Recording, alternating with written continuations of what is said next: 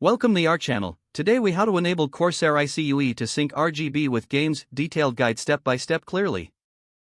To enable Corsair iCUE to sync RGB with games, start by downloading the latest version of Corsair iCUE from the official Corsair website. Install the software by following the on-screen prompts to complete the installation process. Once installed, launch Corsair iCUE on your computer. Connect your RGB-enabled Corsair peripherals and components if you haven't done so already.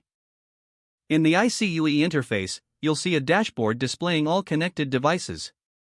Select the device you want to customize by clicking on its icon in the iCUE main window. Navigate to the Lighting Effects tab located on the left side of the screen. Choose the type of effect you want to apply from the variety of options available, such as static, rainbow, or color shift. To sync the RGB lighting with games, go to the Settings tab in iCUE. Scroll down to find the option for Game Integration. Ensure that game integration is enabled for the games you wish to sync with. You can select specific games to enable synchronization individually. For games that support RGB integration, additional options may appear to further customize the lighting effects.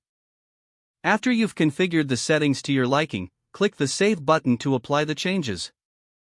To test the synchronization, launch one of the selected games. Observe how your RGB peripherals react to in-game events, enhancing the overall gaming experience.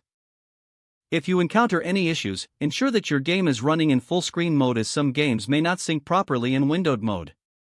For troubleshooting, check the Corsair iCUE forums or support page for solutions to common problems. Once everything is set up, enjoy the immersive lighting effects as you play your favorite games. If the page does not load, refresh the browser or try again in a private or incognito window. Make sure you are using the correct email address, then retype it carefully to avoid small typos.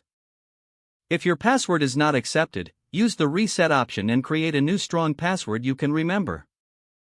Check your spam folder for verification or security emails, then complete any requested confirmation steps. Enable two-factor authentication if available to improve account security and reduce unauthorized access risk.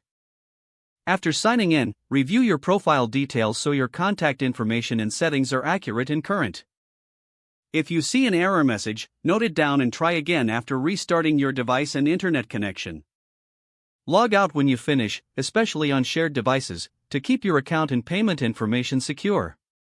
If the page does not load, refresh the browser or try again in a private or incognito window. Don't forget to like this video and subscribe to our channel for more step-by-step tech guides.